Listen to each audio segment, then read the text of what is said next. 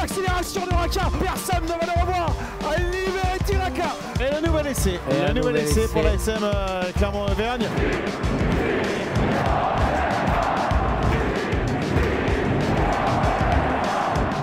Salut et bienvenue dans la saison 3 du podcast Ici Montferrand, le podcast qui s'intéresse à l'actualité de l'ASM Clermont-Ferrand. Avec nous aujourd'hui Manu Caillot et Didier Cros. Messieurs, bonjour. Bonjour. Et Didier, salut, bienvenue Martial. dans ce podcast.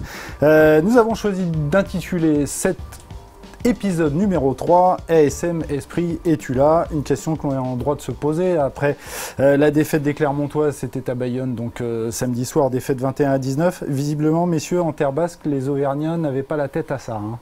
C'est visiblement ce qu'a reproché amèrement à ses joueurs dans ses déclarations d'après-match. Il a stigmatisé le manque d'enthousiasme. Il a été très dur envers ses joueurs. C'est une des premières fois qu'on le voit aussi dur envers ses joueurs après un match. Oui, il dit qu'il était en colère. Hein. Il était très en colère, une colère froide. Reste à savoir quelle est la part de communication et quelle est la part de vérité et ce qu'il n'a pas voulu dire non plus. Tu veux dire par là qu'il essaie de piquer ses C'est rare chez joueurs? lui quand même, c'est pas toutes les semaines. Alors bon, c'est vrai quand on est entraîneur de l'ASM, c'est pas comme des clubs qui connaissent des périodes plus compliquées, mais c'est vrai que c'est rare de voir Franck Azema avoir une telle réaction à la sortie d'un match. Je me souviens l'an dernier, il avait réagi assez véhément aussi, avec véhémence après la défaite à Toulon, si je dis pas de bêtises, en décembre, une défaite assez lourde, où c'est pareil, voilà, il avait eu des mots assez durs. Et là voilà, je pense qu'il a voulu piquer ses joueurs de toute manière après cette partie. Donc on va voir si le discours passe en fonction du résultat du quart de finale face au Racing. Mais on peut s'attendre à ce que la semaine soit assez musclée du côté de l'ASM. Ouais, ce match ce sera samedi. Je Alors pense aussi c'est un message envers son groupe et puis c'est un message aussi vers l'extérieur, envers le public, envers les supporters pour dire on attend autre chose de nos joueurs, vous attendez autre chose de vos joueurs et je vous ai bien compris, il faut qu'ils montrent autre chose. Je pense que sur le match, il a vu aussi d'autres lacunes qui ne sont pas liées uniquement au manque d'enthousiasme et au manque de cœur, ou comme on dit dans les travées, ils n'ont pas uniquement manqué, ils ont mouillé le maillot, mais il n'y a pas que ça. Quoi. ce qui est inquiétant quand même, moi je le cite, hein, Franck Azema, cela fait 6 mois que l'on est sevré de rugby pour cause de pandémie, ça on ne va pas y revenir, mais et s'il y a bien un domaine où on doit rivaliser, c'est dans l'envie. Et j'ai envie de dire, l'envie pour un sportif professionnel, c'est quand même la base, quoi. C'est le minimum syndical, j'ai envie de dire. On a vu les Bayonnais, hein, ils ont gagné le match grâce à l'envie, grâce à l'engagement. Encore une fois, je ne veux pas être méchant avec cette équipe de Bayonne, les deux équipes, l'ASM et Bayonne, ne vont pas boxer dans la même catégorie cette saison. Clair, oui. Mais c'est vrai que Bayonne... dans le jeu, on a quand même vu une équipe en difficulté, très clairement, et son salut est passé, encore une fois, par beaucoup d'envie, beaucoup d'engagement, mais c'est le propre de toutes ces équipes qui luttent pour le maintien. On peut prendre l'exemple d'Agen, on peut prendre l'exemple de Brive, c'est cet engagement, c'est cette envie, parce qu'ils savent, ces joueurs savent, ils sont formatés pour se battre pour le maintien, et ils savent que à chaque match, le maintien peut se jouer, donc tous les points qu'ils vont aller chercher peuvent être importants, et les Bayonnais l'ont montré samedi, et puis voilà, ils n'ont pas failli dans l'engagement, mais comme on pouvait s'y attendre, c'est Morgan Parra dans la réaction d'après-match qui a pu recueillir Didier, c'est ce qu'il a dit, il s'attendait de manière à ce que cette équipe de Bayonne soit présente dans l'engagement, veuille se racheter après sa lourde défaite inaugurale subie à Brive. Oui, puis Camille Lopez l'a dit, Bayonne leur donne 2 essais. Il faut aussi le reconnaître. Et pour le reste, il n'y a pas grand-chose. C'est vrai. Sauf que les statistiques, même si on ne peut pas tout leur faire dire, montrent que les Clermontois ont été malgré tout pas complètement absents de la partie, puisque en termes de conquête, ils ont été largement présents, ils ont fait largement jeu égal. Ils ont eu beaucoup plus de munitions que les Bayonnais. Dans les plaquages, ils ont été présents aussi. C'est pas uniquement une question d'envie et de cœur. Je pense qu'il a manqué beaucoup d'autres choses que l'envie et le cœur pour essayer de remporter quelque chose à Bayonne. Alors effectivement, tout à l'heure, pardon Manu, tu parlais de Morgan Parra. Effectivement, lui, il a pointé du doigt le fait qu'il y avait beaucoup de fautes et même d'indiscipline. Il a dit on a manqué de précision, on a fait tomber beaucoup de ballons, on n'était pas au soutien des mecs. Donc ce sont les 3 points qu'il a relevés, effectivement, et c'est ce qui ressort de ce match. Ses nombreuses maladresses avec ses ballons tombés, ses mauvais choix. Je pense à ce 2 contre 1 vendangé par Damien Penaud en début de deuxième mi-temps. S'il fait sa passe pour Pourrailly, je ne suis pas devin, mais je pense qu'il a essayé au bout. Tous ces ballons tombés. Ce côté tueur, en fait, qu'avait l'ASM, qu'on a souvent évoqué dans cette émission, dès que l'ASM rentrait dans les 22 mètres, souvent ça scorait, il y avait un essai, on n'a pas vu les stats, mais je ne sais pas combien de ballons ont été tombés par les Clermontois à l'approche ou dans les 22 mètres. C'était incroyable, parce que comme le dit Didier, l'ASM a eu une possession sur le match, les chiffres sont assez énormes. Donc on avait l'impression que le ballon leur brûlait les doigts. Voilà, c'est ça. Donc il y a eu ces maladresses, il y a eu cette absence au niveau des zones de ruck qui a été flagrante tout le match, les retards des soutiens, tout ça, et puis l'indiscipline, parce que l'indiscipline a encore une fois coûté cher, et ça a illustré, entre guillemets, ce qu'on a vu en deuxième mi-temps face à Toulouse le week-end précédent, cette faculté, entre guillemets, à ne pas savoir garder un score, à ne pas savoir conserver un score, parce que très franchement, voir la SM mener de 12 points à la 70e à Bayonne, en plus les 2 essais donnés par les Bayonnais, comme le disait Didier tout à l'heure, ça se voyait sur les images, les Bayonnais avaient la tête au fond du seau, à un moment donné, ils n'osaient même plus se faire de passe parce qu'ils avaient peur de se faire contrer, de faire une erreur au niveau de la transmission, ils avaient la tête complètement au fond du seau, et l'indiscipline clermontoise les a remis dans le match avec ses ballons portés, ce qui est quand même le gros point noir de ce début de saison, parce que Toulouse s'était régalé dans ce domaine la semaine précédente, et là, Clermont encaisse encore 2 essais sur un ballon porté. C'est vrai qu'il y a eu beaucoup un manque de réalisme et d'efficacité en première mi-temps, ce qui n'avait pas été le cas la semaine dernière contre Toulouse, où Clermont avait basculé avec un avantage substantiel encore, et les Clermontois avaient saisi les occasions, quasiment toutes, qui s'étaient présentées à eux lors de cette première période. Là, ça n'a pas été le cas, ils ont beaucoup vendangé, comme disait Manu. Morgan Parra a lâché 5 points sur une pénalité et une transformation. Ils ont été pénalisés sur une mêlée à 5 mètres où c'était une occasion d'essai flagrante. Donc le manque de réalisme a été extrêmement préjudiciable samedi. Et c'est pas uniquement une question de cœur, à mon avis. C'est pas que ça, quoi. C'est pas que ça. Alors il y a un manque de réalisme, il y a un manque d'efficacité. Est-ce qu'il y a aussi un manque de leader? J'ai réécouté certains podcasts, notamment le 24 février 2020 de cette année. Donc Jeff Nunez, qui était avec nous ce jour-là, après une défaite de l'ASM, je crois à domicile face à Bordeaux, me semble-t-il, avait dit Morgan Parra est un aboyeur esselé. Est-ce que c'est toujours le cas? Mais on l'a vu, il a pris la parole en début de deuxième mi-temps, lorsque les joueurs sont revenus sur la pelouse pour la seconde période. Et la deuxième mi-temps, il y a eu peut-être un petit mieux, mais très très léger, encore une fois. Donc effectivement, où sont les leaders aujourd'hui? Il y a eu des joueurs très importants qui ont quitté le club ces dernières saisons, on va les rappeler, les Aurélien Rougerie, les Benjamin Kaiser. Du coup, derrière, on ne sent pas de joueurs. Alors il y a toujours Morgan Parra qui est là, Alexandre Lapendry, qui est absent en ce début de saison, qui peut également avoir un discours qui porte dans le vestiaire, mais après, effectivement, on se demande un peu quels joueurs peuvent prendre la parole quand ça va pas. Donc c'est un côté, c'est le point faible entre guillemets de l'ASM, ce manque de leader, je pense, depuis plusieurs mois, et ça s'illustre par ce manque de régularité au niveau des performances. C'est pas nouveau de voir l'ASM capable de faire une bonne première mi-temps, mais de s'écrouler en deuxième. Pendant combien? Ça fait très très longtemps qu'on n'a pas vu Clermont constant sur 80 minutes sur un même match. Alors, sur les réseaux sociaux, excuse-moi Didier, certains supporters estiment justement que le départ d'Aurélien Rougerie, je parlais tout à l'heure, donc en mai 2018, si je ne dis pas de bêtises, a fait beaucoup de mal justement en termes de leadership. Et tu parlais de Morgan Parra, Didier, Morgan, il est un petit peu en retrait depuis la venue de Sébastien Bézi. En début de saison, avant le début de saison, avant le coup d'envoi de la saison, Franck Azema avait d'ailleurs pointé du doigt un petit peu ce manque de leadership.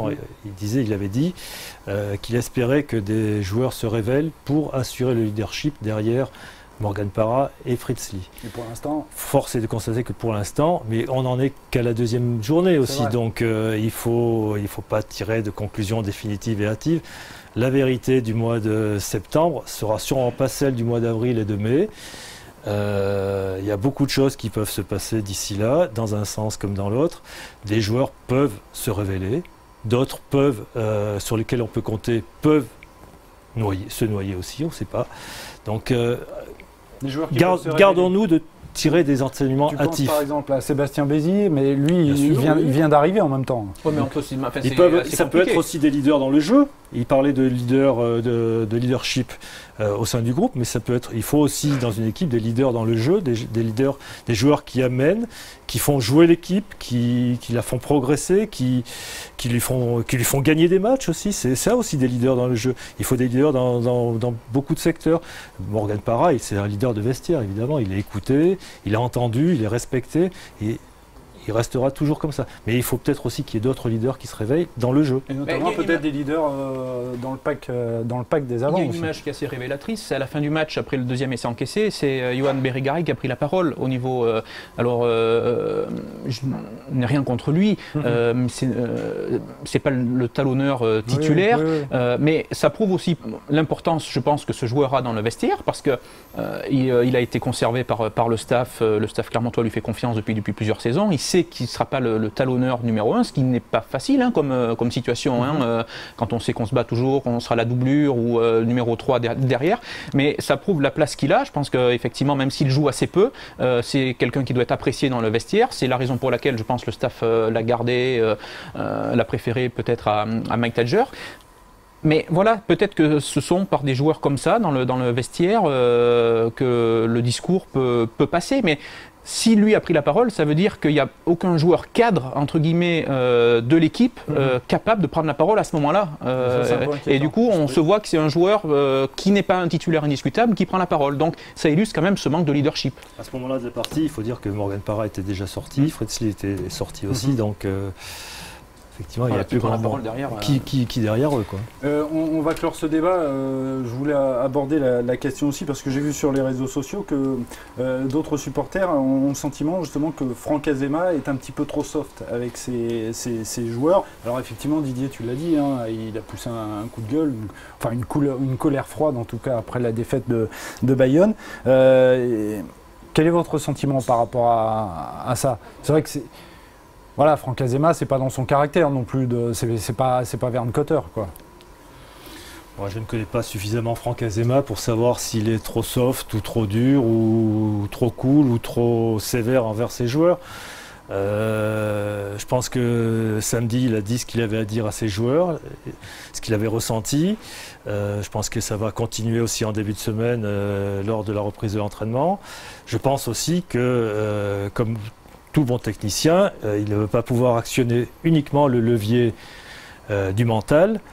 Il va falloir actionner d'autres leviers pour amener son équipe à jouer mieux que ce qu'elle a fait samedi. Oui, d'autant que le Racing 92 a l'air... Et ça, c'est pas une histoire d'être soft, d'être cool, d'avoir des mots... ça, c'est les entraîneurs du XXe siècle. On n'est plus tout à fait à ce stade-là. On ne peut pas actionner tous les week-ends le levier du cœur, de l'envie, enfin, c'est pas possible, ça marche pas. Oui, puis il y aura une donnée importante aussi. À titre personnel, je pense que c'est la meilleure des choses qui pouvait arriver à l'ASM de perdre ce match juste avant vu les circonstances. À chaque fois que l'ASM, et on l'a évoqué dans des podcasts précédents, à chaque fois que l'ASM, avant un rendez-vous important, ça lui est arrivé déjà de se louper, de trébucher, de perdre des matchs, elle a toujours su réagir derrière. Donc il n'y a aucune raison qu'elle ne réagisse pas samedi prochain, d'autant plus que ça reste de la Coupe d'Europe, ça reste en quart de finale, il y aura un match éliminatoire. L'ASM, qu'on le veuille ou non, a l'habitude de ces rendez-vous. Donc voilà. Donc il y a des raisons d'espérer. Après, certes, il y aura un adversaire coriace en face, puisque le Racing l'a prouvé en allant s'imposer à Lyon et en mettant 40 pions ce week-end à Montpellier.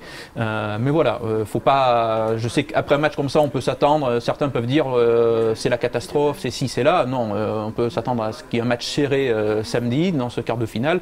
Et voilà, et c'est la meilleure chose. Franck Azema, je pense que tu n'auras même pas besoin de rabâcher 50 fois. Il a dû dire à ses joueurs ce qu'il avait sur le cœur après le match. Ils vont sûrement peut-être y revenir lors de la séance vidéo, mais après ça va basculer tout de suite sur la préparation de ce quart de finale et les joueurs savent ce qu'ils ont à faire et je suis pas sûr que Franck Azema ait besoin de rabâcher ce qui s'est passé samedi à Bayonne. Sur un match au coup près, on est toujours prêt là, s'il n'y a pas la motivation, c'est vraiment très inquiétant. Je suis d'accord avec ce que dit Manu et puis effectivement si l'on compare les 4 mi-temps faites par les deux équipes lors des 2 premières journées, bon, il n'y a pas photo, Clermont en a réussi une. Le Racing en a réussi 4 avec des scores et des résultats largement très favorables. Mais la vérité, du troisième match ne sera pas forcément celle qui a eu lieu auparavant. Eh bien, on verra. En tout cas, ce débat est maintenant terminé. On va passer au top et au flop avant, dans un instant, le quiz. Allez, on commence avec les tops. Didier, ton top, s'il te plaît. Mon top, ce sera pour faire un petit coup de chapeau justement à Pau, qui a remporté ses 2 premiers matchs. On les attendait peut-être pas forcément à ce niveau-là du classement. Et puis, c'est l'occasion aussi de donner un coup de chapeau à l'ancien de l'ASM, Thomas Domingo, parce que bon, j'ai pas vu les matchs, mais visiblement la mêlée paloise a fait beaucoup de mal à Montpellier. Elle a encore fait beaucoup de mal à Agen. Donc, et on sait que c'est Thomas Domingo qui a pris ce secteur en main. Donc, ils ont fait les Agenais sur le parking à un moment donné. Là. Bravo à la vachette. Alors, comment Ton top, Manu. Didier parle de Pau. On va rester dans le Béarn justement. Et j'ai parlé d'Anton Astoy, l'ouvreur de la section. Un jeune ouvreur prometteur qui, on lui souhaite d'avoir un avenir glorieux, qui a encore été important ce week-end. Il a marqué 18 points. Il a notamment marqué le premier essai, un peu un essai comme celui marqué par Damien Penaud, sur un ballon perdu par les Agenais. Mais il était là. Ça s'est joué à la course derrière. Et il a marqué, important dans le jeu encore une fois, dans l'animation. Vraiment un très bon numéro 10. Qui fera parler de lui dans les années qui viennent, je pense. Donc chapeau à lui.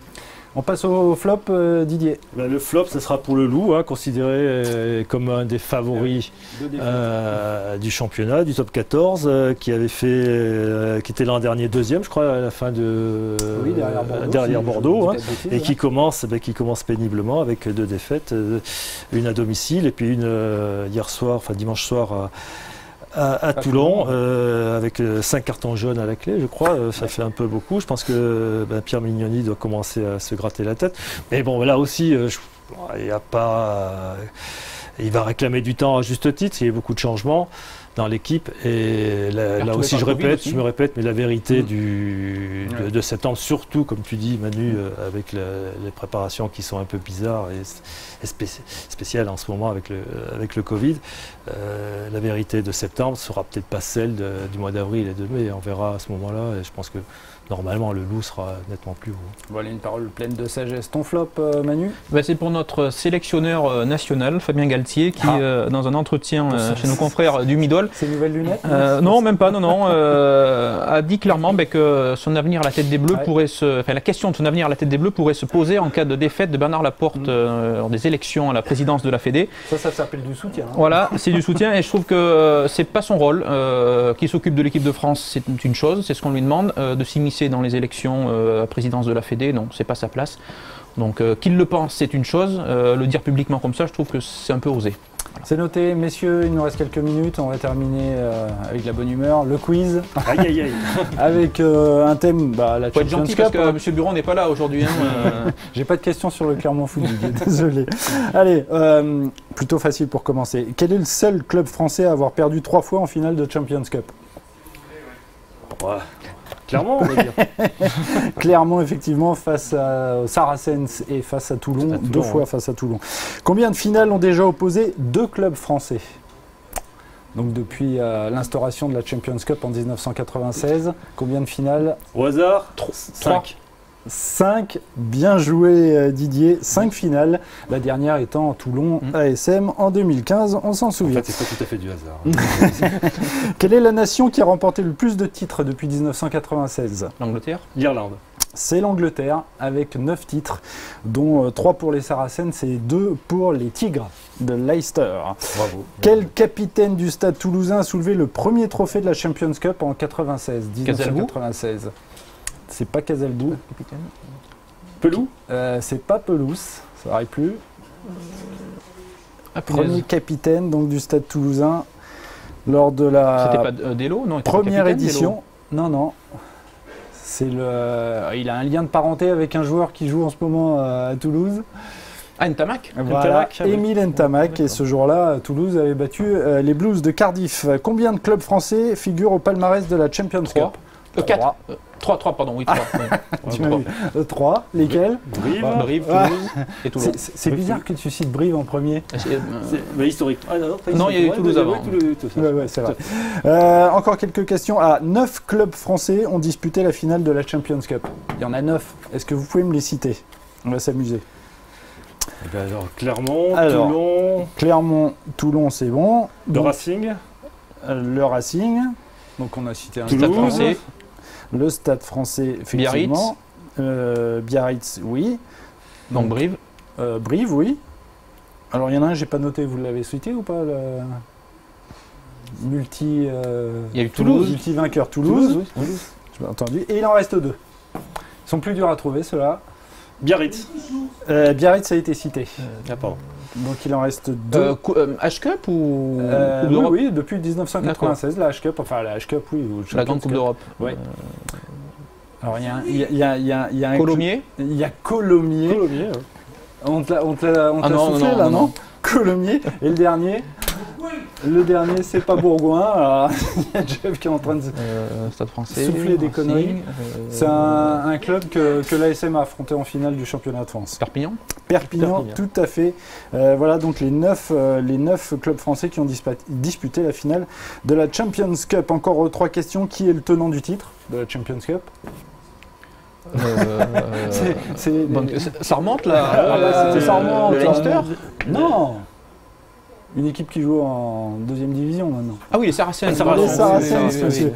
Quel est le dernier vainqueur français de la Champions Cup? Français. Toulon, effectivement, en 2015. Allez, la dernière question. Qui a inscrit le plus de points lors d'une finale de Champions Cup? Quel est le club qui a inscrit le plus de points lors d'une finale de Champions Cup? Leinster. Leinster, c'est le Leinster qui a inscrit en 2012 42 points, tout à fait, inscrit face à d'autres Irlandais, en l'occurrence la province de l'Ulster. Messieurs, merci beaucoup de votre participation. Merci Martial. Merci Didier pour cette première. Bien évidemment, vous nous retrouvez sur notre chaîne YouTube et sur les plateformes de podcast. Merci, à bientôt, à la semaine prochaine. Ciao.